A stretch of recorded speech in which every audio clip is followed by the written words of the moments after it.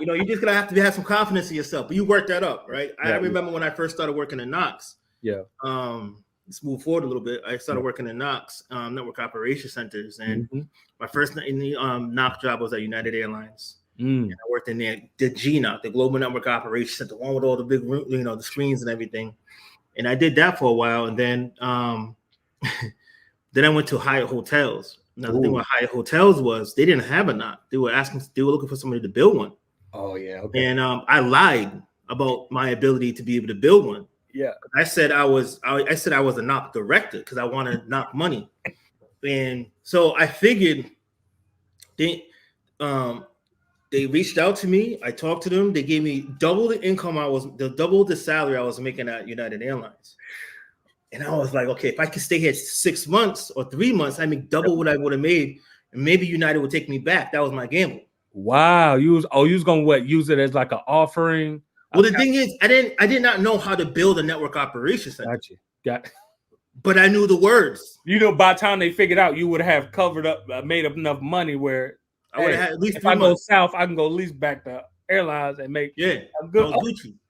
So I made it through.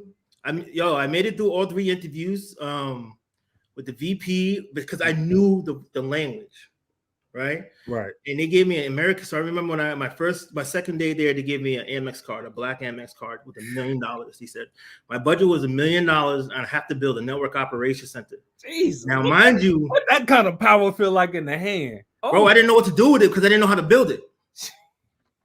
So what I did was I built the network operations center at my house using Nagios. Nagios is these open source tools, and I learned how to connect all these pieces together. And I was up every single night learning this because I wanted to at least get something up. Yeah, How did you get the information to learn how to build the home project? Everything was just Google. Beautiful. Everything was just Google. Because the thing is, I didn't have the money for the Microsoft stack. Beautiful. Right. Even doing the wares and the illegal stuff, I still didn't have enough know-how how to pull it all together. But Nagios let me, at least I know I can monitor different endpoints, different websites, different API points, different things. The only reason I said that is because it's one of the things I talked to my students about yesterday. Like, because you're following documentation or YouTube on, like, you want to build a project and you're following along instruction from a documentation or from YouTube, and you're replicating it as best you can and troubleshooting your way through it.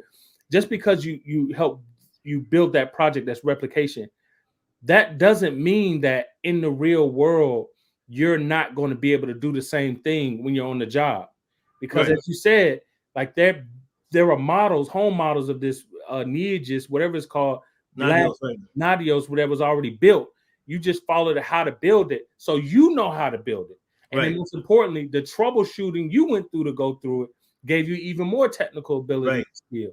And so I was trying to reiterate that point. Just because you're following along a video or documentation of how to build a project and it's set for you, doesn't mean you're not gaining real skills. Facts. And you're not going to do the same thing in the real world. Facts. Well, I'm sorry. Go ahead. You finished the rest of your stuff. Yeah. So I built in the Nagios, and the goal was to monitor a lot of the, we were multi-prem. So we were hybrid. So we were cloud and on-prem. And then we had a data center on-prem. So my thing was just monitoring the network stack, right? Gotcha. The F5s and the Cisco routers. And, okay. The pure network stack.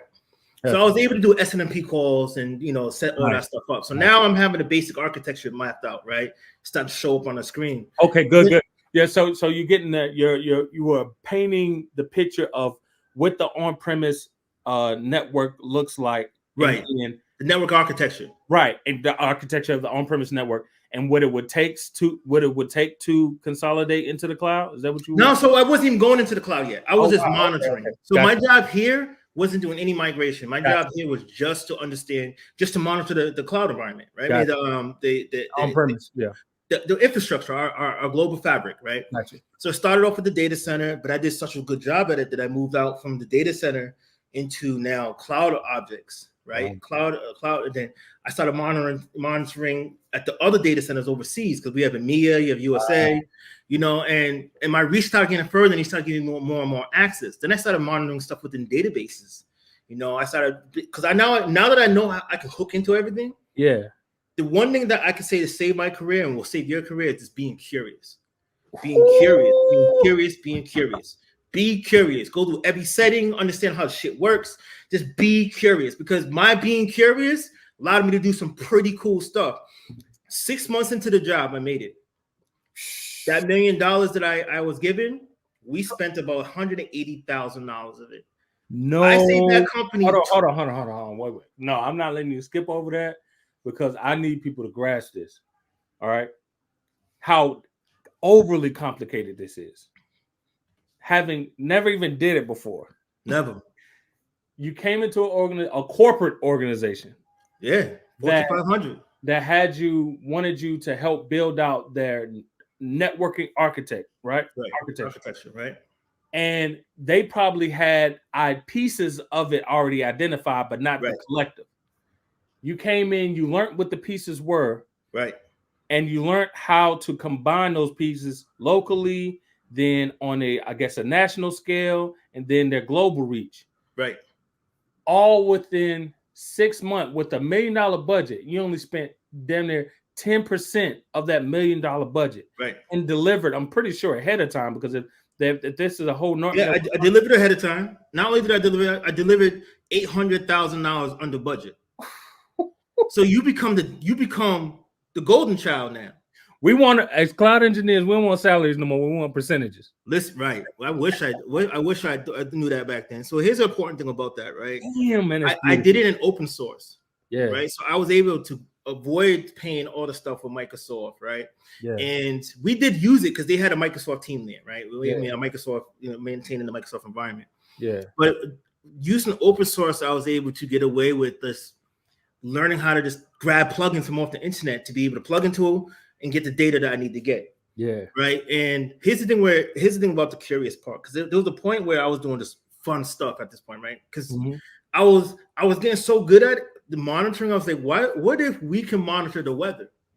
Because these are hotels. If the hotel goes down, what I learned from some of our DR practices and routines is whenever a bad weather was coming for a hotel, they would do their backups, their night audits early.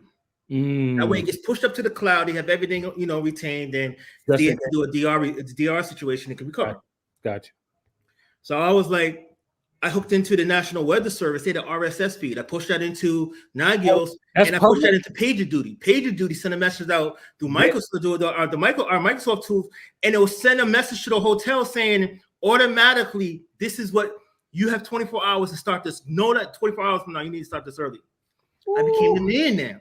Oh my God, boy, you were the golden child at this point. You know what I'm saying? Because, and here's the thing. This is the thing about us being, like, especially minorities. We've learned to be creative. We've learned to be crafty with our skill set. That same skill set will translate in the tech world if you can pull it off. Yeah. There was nights where I was practicing playing around stuff. You don't play in production, right? So I was practicing playing stuff. Then we brought into staging on a staging Nagios environment, our NOC environment. And I was able to prove that it worked for like a week. You know what I mean? Then I presented it to my team. Now, here's the important thing. I presented it to my team, but I never presented it over my senior manager. I let him show it.